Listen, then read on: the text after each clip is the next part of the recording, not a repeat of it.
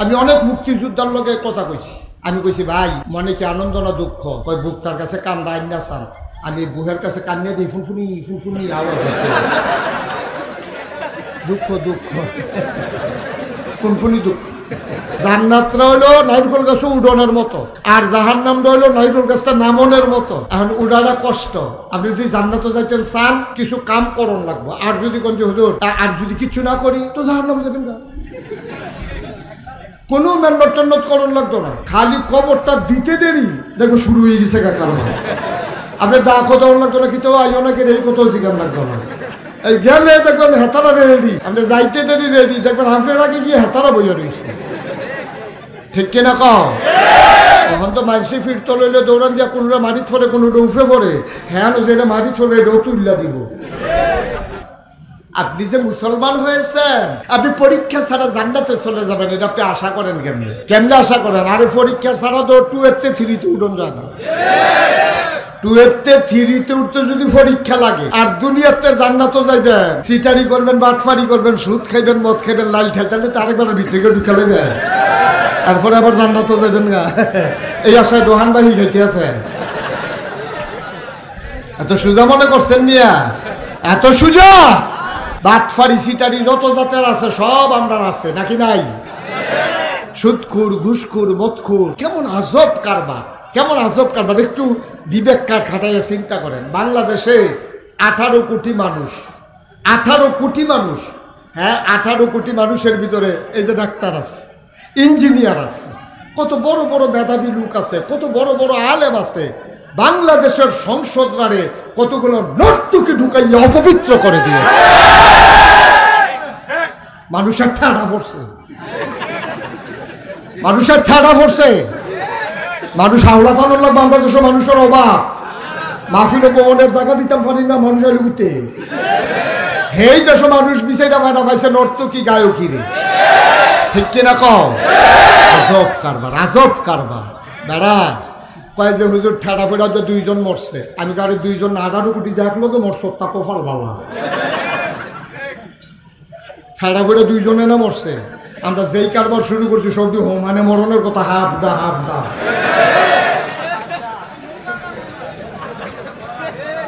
ঠিক কিনা কও? যেই কারবার আমরা করে রাখছি না, একটু চিন্তা করেন, একটু চিন্তা করেন, বিবেকটারে কাজে লাগাইয়েন। বিবেকটারে কাজে না লাগাইতে পারলে মানুষ নামের কলঙ্ক। এ মানুষ থাকার চাইতে না থাকা ভালো। ঠিক কিনা কও? কত আজব কারবার। ইমাম গুলারে কথা বলতে দেওয়া হয় নাই। ইমাম ইমাম মসজিদের ইমাম কি কথা বলবে এটা নিয়ে একেবারে জায়গায় জায়গায় লোক সেট করা আছে। সভাপতির সাথে এক কথা কইলে, সেক্রেটারির সাথে আরেক কথা কইলে, কেশিয়ার সাথে আরেক কথা কইলে, হ্যাঁ তো কিতা করবো? হ্যাঁ তো হন আর বাংলায় আলোচনায় করে না। তারে জিজ্ঞাসা কি তারে শুক্রবারে বাংলা কথা করছে কি রে? খাও আরবি কইয়াছে খেরত রইছি দুই দুগিস। বাংলা কইয়া হুদু দেওয়ার মানুষের সাথেই আলাপ নাই। এর লেগে হাতে আরবিতে কইয়া খুতবা দিয়া কোনো মতে টিকা জীবনটা কাটাইয়াইতে আছে, জান্ডা বাঁচাইয়াইতে আছে। এটার নাম বাংলাদেশ। এই জন্য এই 53 বছর আগে 1971 সালে হাজারো প্রাণের বিনিময়ে, মায়ের ইজ্জত আবরুর বিনিময়ে, এই জন্য আমরা বাংলাদেশ স্বাধীন করে নাই তারা। আমি অনেক মুক্তিযোদ্ধার লগে কথা কইছি। আমি কইছি ভাই মনে কি আনন্দ না দুঃখ? কই বুকটার কাছে কান্দা আইনা চান, আমি বুহের কাছে কান্নিয়ে দিই ফুনফুনি ফুনফুনি আওয়াজ হচ্ছে। দুঃখ দুঃখ ফুনফুনি দুঃখ। আমি কইটা কি ভাই? কই ভিতরটা ভিতরে খালি দাও দাও করে জ্বলতে আছে। যদি জানতাম এরকম হইব তাহলে আমি জীবনেও যুদ্ধত গেলাম না। হইব আমার কয়েকজনে মুক্তিযোদ্ধা কইছে, আপনার যদি সন্দেহ হয় আমি নাম দিয়া যেতাম, ফলে মোবাইল নাম্বারও আছে আমার কাছে। এই জন্য এই দেশটা স্বাধীন করা হয় নাই। আমরা এই দেশটাকে স্বাধীন করা হয়েছে, প্রাণ ভরে নিঃশ্বাস নিবেন, কাম লাগলে ফানি বাদ দিয়া ভাত খাইবেন, ফানি বাদ দিয়া মুরগা কাঁচামরিচ কষালন দিয়া খাইবেন, কিন্তু মনটা বইরা শান্তি নিবেন, শান্তিতে মানুষ থাকবে। এটার জন্য স্বাধীনতা চেয়েছিল। ঠিক কিনা?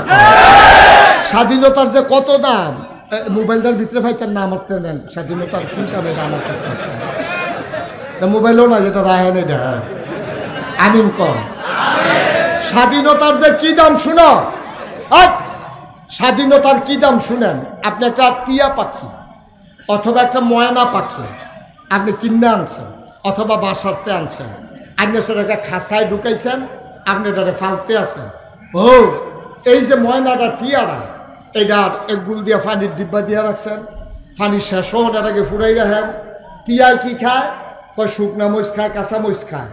আপনি কেজিয়ে কেজিয়ে কাঁচা মরিচের না ভিতরে দিয়ে সুতা দিয়ে বান্ধা রাখেন, তারপরে কলা দিয়া রাখেন।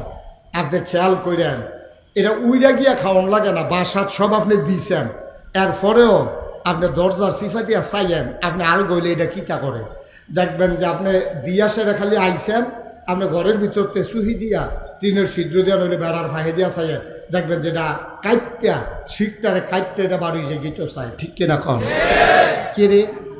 এটার খানাও রেডি, কোনো খুঁজা খাওয়ান লাগে না, উইরা গিয়া খাওয়ান লাগে না, চাওয়ানের আগে খানা রেডি, এরপরেও ওইটা শিক্ষাটা বাড়ি যাইতো চায়। কারণটা কি? এটার নাম স্বাধীনতা। ঠিক কিনা?